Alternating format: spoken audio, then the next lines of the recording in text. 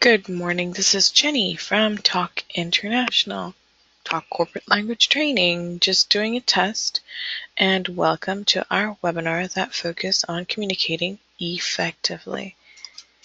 We will have our presenter, Caitlin Indo. Please take over.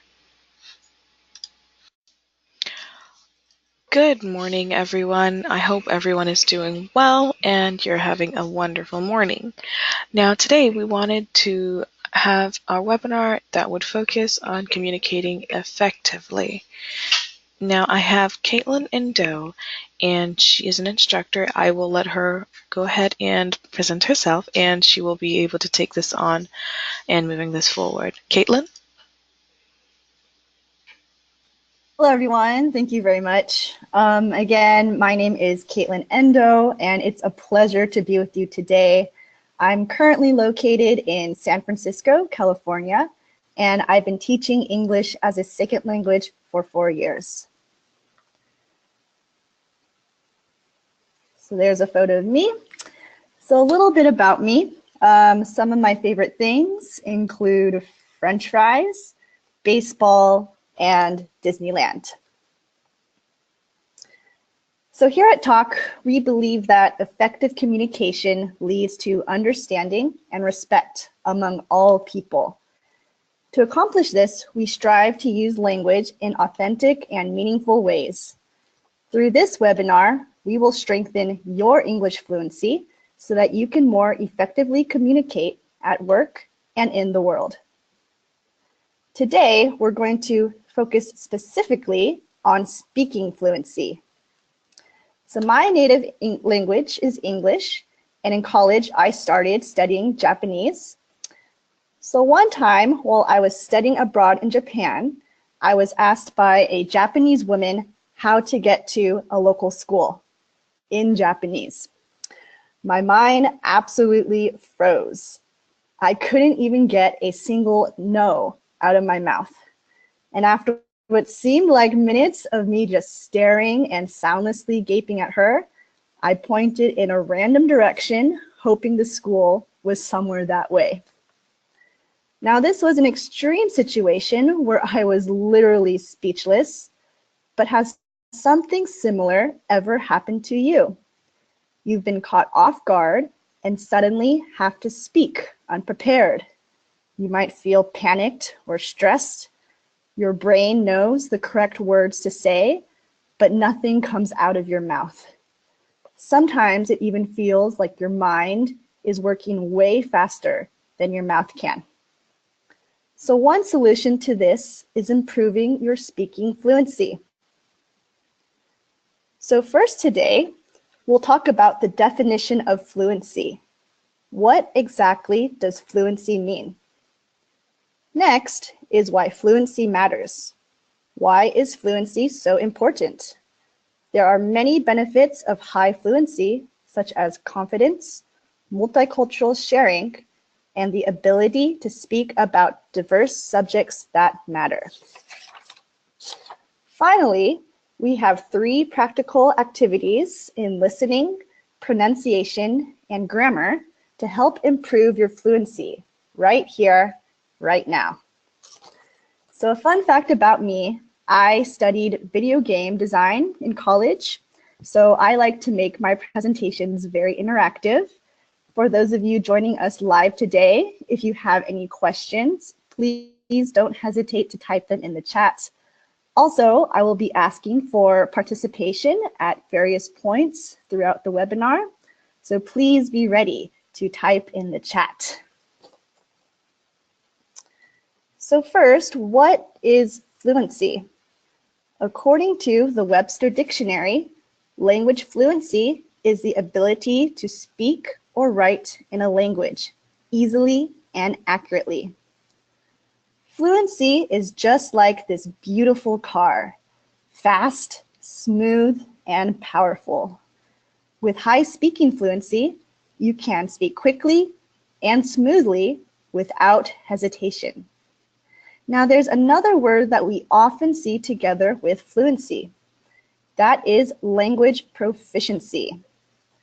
Proficiency is a little different from fluency. Proficiency means a high degree of skill or expertise.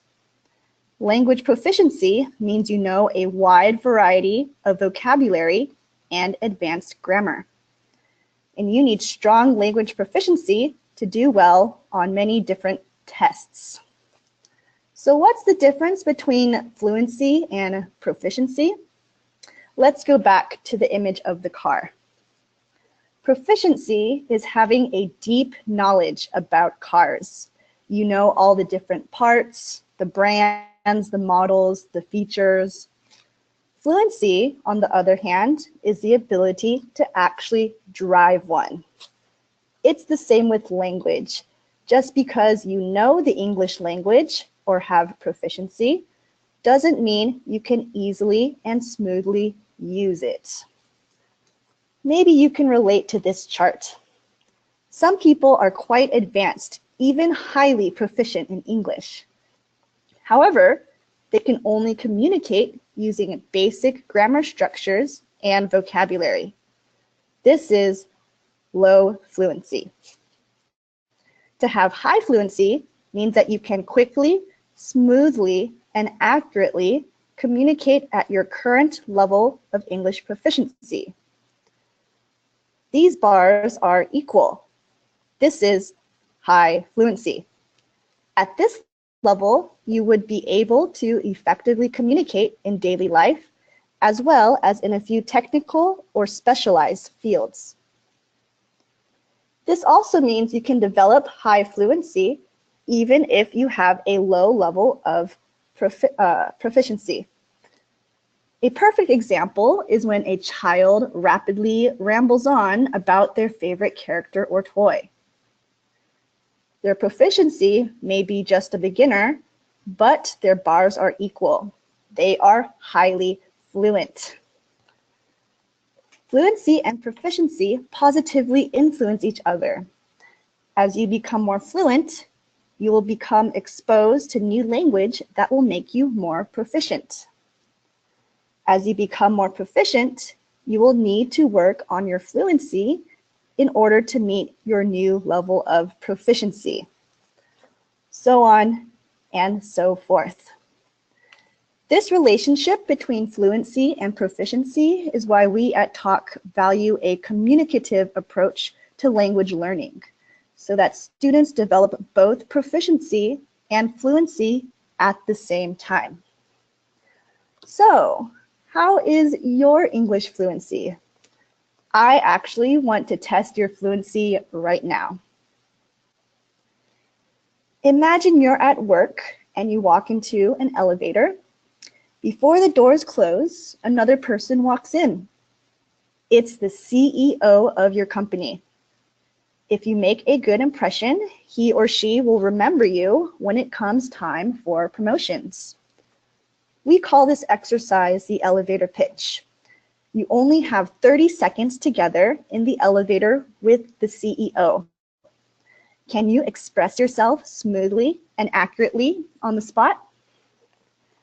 I want you to talk out loud about the following things.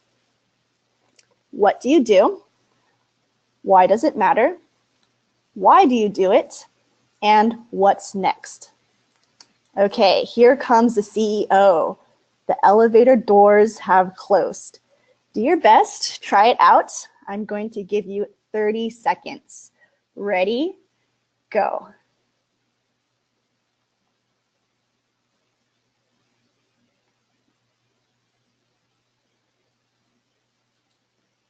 Okay, 10 seconds has passed. Keep going. You can do it.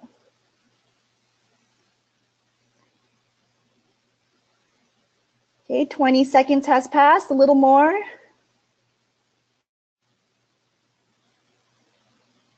3, 2, 1, stop. Okay, the doors have opened again. The CEO has arrived at his floor. He says goodbye to you and walks out. So, how did you do? Was this task easy or difficult? Were you nervous because I put you on the spot, maybe stressed? Were you like the car with words coming out smoothly and naturally? or did your mouth and brain freeze up? High fluency means you can do this task quickly, smoothly, and accurately at any place and at any time. If fluency is a car, the benefits of fluency are the destinations a car can take you. Especially in California, you need a car if you want to get anywhere. So where can fluency take us?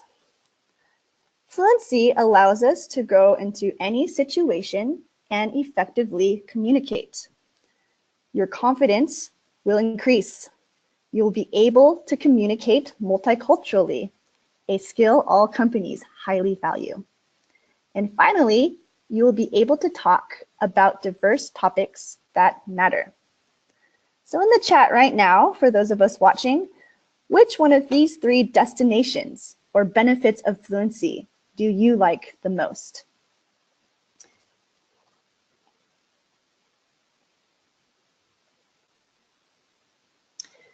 So the first destination we'll talk about is confidence. Professor in language acquisition, Stephen Krashen, introduced the idea of an effective filter in language learning. Everyone has an invisible filter that raises or lowers based on their confidence and motivation, such as this brick wall that we see. Stress, anxiety, and a fear of failure results in a high filter. The filter blocks you from really absorbing and benefiting from the language you hear and see. Low fluency often results in a lack of confidence, which raises your filter. This wall is high. However, people with a low filter are willing to take risks. They feel safe and motivated to participate, even if they are not always correct. For example, a simple risk could be volunteering to answer a question in class. A bigger risk could be starting a conversation with a stranger on a train. The more risks you use, the more risks you take, the more fluent you will become. As your fluency increases, so will your confidence. And as your confidence increases, so will your willingness to take even greater risks with using English.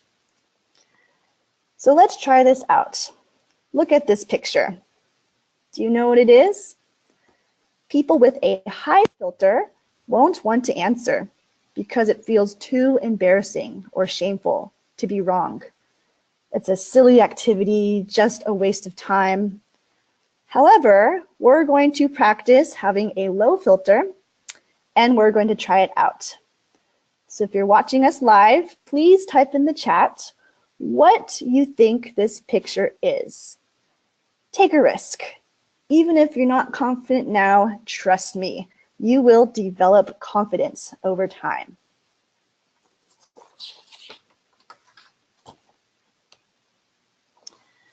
Okay. Now we have a different perspective of this picture. We get some more detail. It's becoming a little clearer. So we took a risk with our first guess, and now we've gained some more information from it. Let's take another guess. What do you think this is? Okay. Okay, now this time we see a lot more now. I see some good answers in the chat. So our answers are becoming more precise and more refined as we see more of the picture. Do you feel confident now? Let's try again. Okay, we have some good answers. People are getting it. We have an ice cream cone. So the first time you guessed with just the pink picture, I'm sure you lacked confidence. And if you guessed it right the first time, well, you get 1,000,000 gold stars. But as we took more guesses, as we took more risks, we began to see more of the picture. When you take a risk, your fluency improves and so does your confidence. By the end, We were 100% confident that this was an ice cream cone. People think you often need confidence in order to improve fluency. However, I think the opposite is true. You don't need confidence to take risks. You just need to try. And when you try, you will gain new experiences and perspectives that will build your confidence. And with greater confidence comes the ability to take even bigger risks than before. So another place fluency can take us is multicultural sharing. Our own culture is only one color. We grow up only knowing this one perspective. When we meet people from different parts of the world, we learn about their cultures. Our eyes are open to more colors. When colors are mixed together, they create new ones, such as the red mixing with yellow to make orange. This is the result of multicultural sharing. Only together can we create a beautiful picture. If we can communicate fluently, then we are able to teach and learn from people from all over the world. Especially in America, you will encounter and work with people from a wide variety of ethnicities and cultures. While multicultural diversity is a wonderful thing, it also comes with misunderstanding and conflict because of our different values and world perspectives. So for example, I'm 5th generation Japanese American, so I grew up with very Western values. One of those values is direct communication.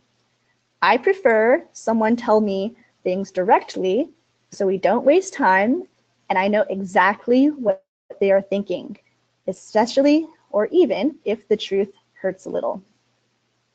When I was teaching in Japan, my Japanese coworker had the opposite value. He preferred indirect communication.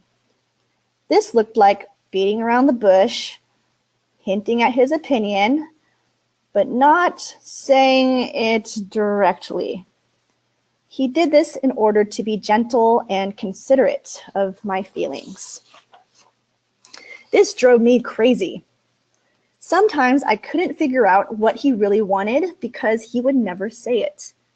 One time I asked him to do a speaking activity during English class. He responded in English with, "Sure, if we have time." To me, this meant yes. However, my coworker really meant no. I was so angry with him because what looked like a direct promise to me was actually an indirect rejection from him. After class, I talked to him about our different communication styles. He wanted to preserve the harmony and peace between us with his indirect style. I had to learn how to read in between the lines and look for clues about the real meanings behind his words. In turn, he learned that it was okay to be more direct with me, that I appreciate honesty and don't take suggestions too personally. There are good and bad points to each communication style. However, the real point is that culture and language are intertwined. They influence each other. My yellow mixed with his blue created a new culture, a green culture, where we learned a new way of interacting with each other that incorporated both of our values. To fully understand a language, we must understand the culture of the people speaking it. Fluency allows us to have these difficult yet important conversations that lead to respect and understanding, even between two completely different colors. So the last benefit we'll talk about is diverse subjects that matter. With basic fluency, you can quickly and smoothly talk about daily topics. For example, look at this question. What do you want to do this weekend? Now let's type your answer in the chat. For myself, this weekend we have Veterans Day coming up, So Friday, all schools have it off. So I went to go see the third Thor movie in theaters, something I've been looking forward to for a while. So many of us are able to fluently answer this question. We don't have to think twice about it. However, life wouldn't be very interesting if you only asked about someone's weekend plans. Although it is a nice subject, honestly, it's not very meaningful. We have another question. Look at this one and type your answer in the chat. What is something you have been dreaming of doing? And why haven't you done it yet? For myself, I've been recently interested in baking bread. So I would love to take some kind of bread baking class. However, I haven't done it yet because I'm very intimidated because I'm just see myself as a beginner cook. And I'm afraid it'll cost money and that because it's a hobby, it might even be a waste of time. Those are some things that have stopped me from doing it. So do you guys feel how different this question is? It's a little deeper, more personal. This is a topic that matters. These are the topics of conversation that bring people closer together. Fluency allows us to speak about diverse subjects that matter. However, in reality, if we can't fluently express ourselves, if we take a long time to answer or stumble over our words, then people will lose interest. They will stop listening, and they may even interrupt and talk over us. However, if you have high fluency, you can initiate and participate in interesting and meaningful conversations. Don't let your ideas stay in your head. We want to hear from you. So we've talked about some of the benefits of fluency, the destinations fluency leads to, but how exactly do we get there? What are the directions? Next, we will do some practical activities that you can use to start improving your speaking fluency today. So we'll start with listening and then go on to pronunciation and end with grammar. So with listening, unless you talk only to yourself, listening and speaking fluency go together hand in hand. Many traditional language classrooms use bottom-up listening.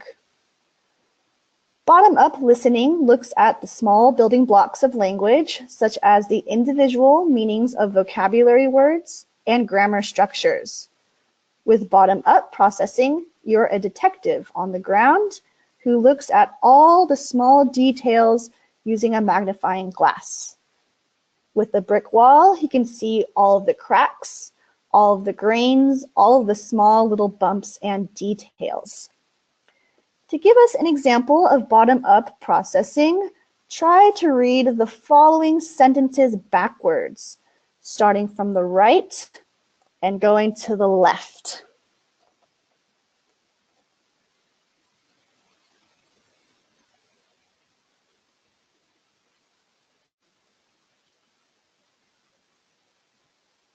Okay, a little challenging, right? So it reads, when you read a sentence word for word, as you are doing now, you can understand the meaning of each individual word.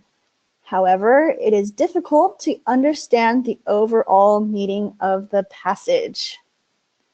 So bottom-up listening can be frustrating because you focus on words in isolation instead of what they mean together. However, if you combine bottom-up listening together with top-down listening, your listening skills will drastically improve. Top-down listening looks at the big picture. Instead of a detective on the ground looking at the tiny details, you are a bird flying over a beautiful landscape. From above, you can see the big picture. but you lose some of the finer details. Many native speakers use top-down listening to understand the gist or main point of a conversation. Instead of focusing on every piece of grammar and vocabulary, you activate your schema, or your prior knowledge of a topic, and you also think about your previous life experiences. You do this in order to make predictions about what language might be used. You use context to help you understand the situation. I want to show you an example. There's a Japanese singer named Taka who uses top-down listening to do interviews. His English isn't perfect, but he is able to effectively communicate by listening for keywords and making predictions about what a question means. So let's activate our own schema about interviews and make some predictions. What do interviewers like to ask famous musicians? What would you like to ask them? So please type in the chat a question an interviewer might ask a famous singer.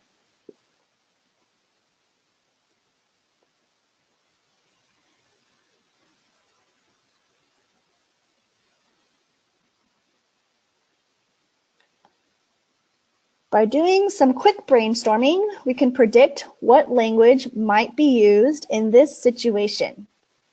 This helps us to listen and to respond.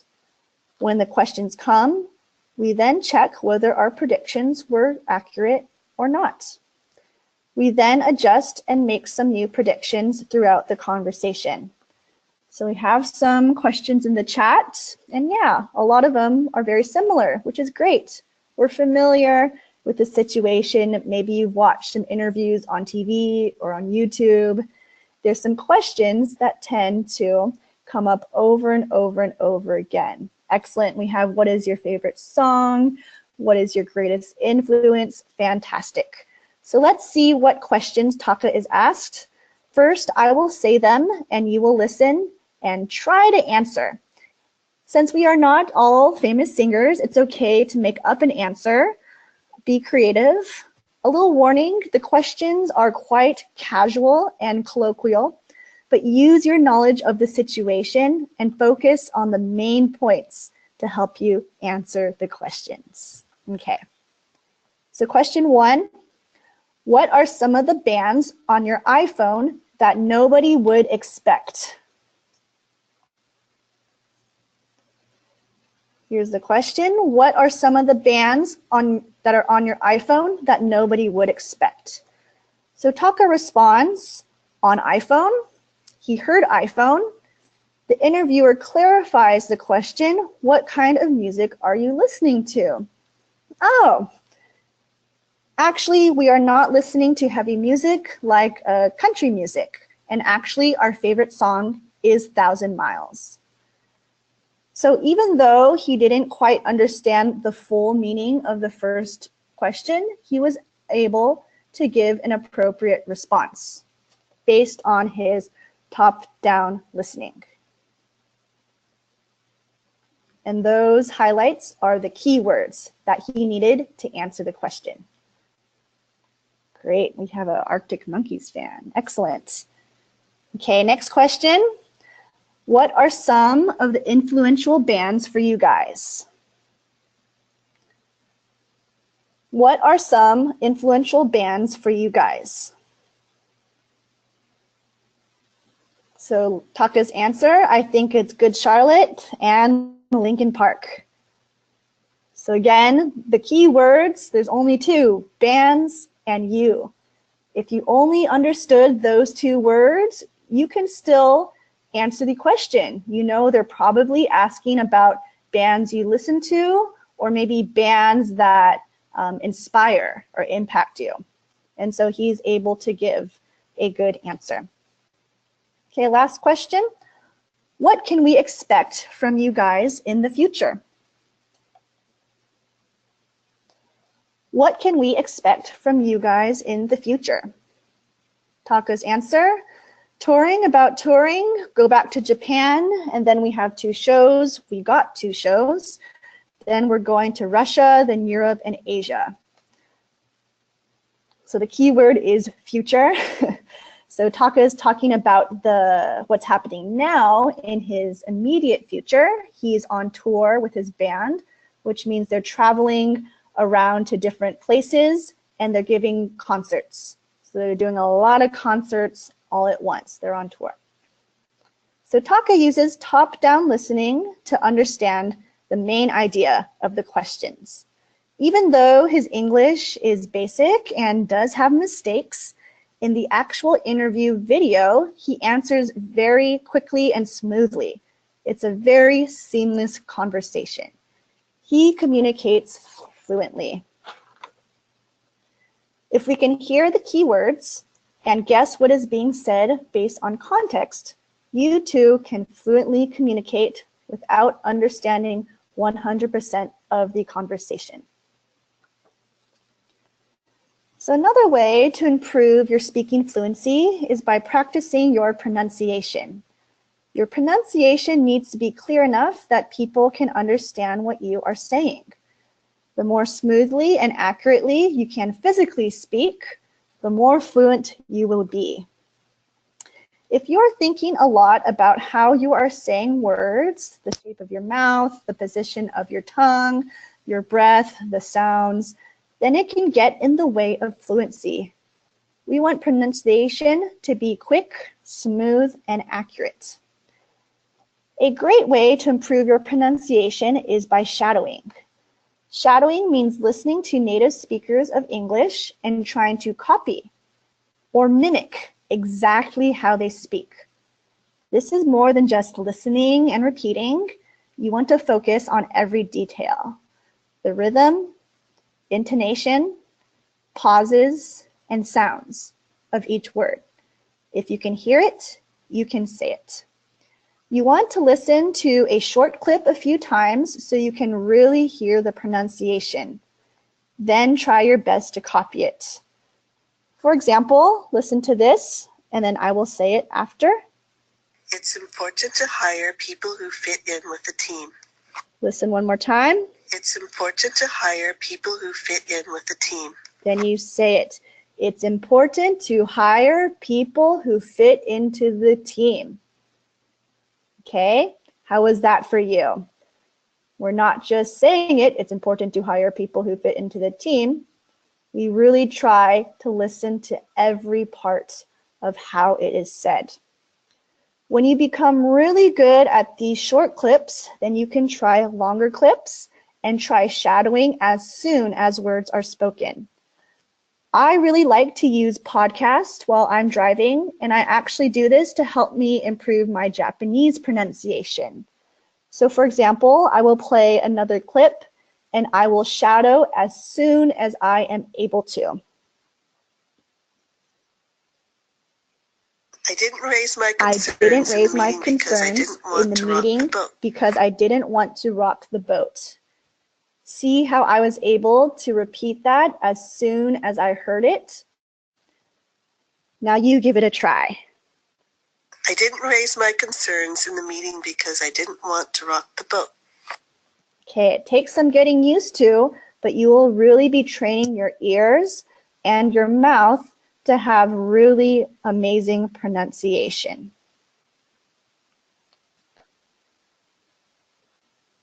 Okay, our last how-to is grammar, and this is a famous quote. You may have heard it. Use it or lose it. I feel this is especially true for grammar. We need to be constantly reinforcing grammar. The more you use grammar correctly in authentic situations, the faster you'll be able to recall it and use it again. The more you reinforce grammar in context, the more fluent your speaking will become. Many times we learn grammar in isolation. Have you ever been in a class like this? So I'm going to teach you the perfect present form. We form it with the subject, followed by have or has, then the past participle, and we use it to describe something that happened in the past that still affects the present. So for example, I have eaten a durian. And there's a picture of the durian at the top of your screen. While this way may be helpful for learning the grammar form, it's not helpful for effective communication. To become fluent speakers of English, we need to actually be using grammar in real life situations. The more we hear a grammar structure, the more fluent we become in understanding it. And the more we use a grammar structure in conversation, the more fluent we become at using it. So let's try this for ourselves. Here we have the question form. You just switch have to the front, and then we follow the subject. Let's answer the during question. Have you eaten a durian? Type your answers in the chat, and then type in a question to me using the present perfect form.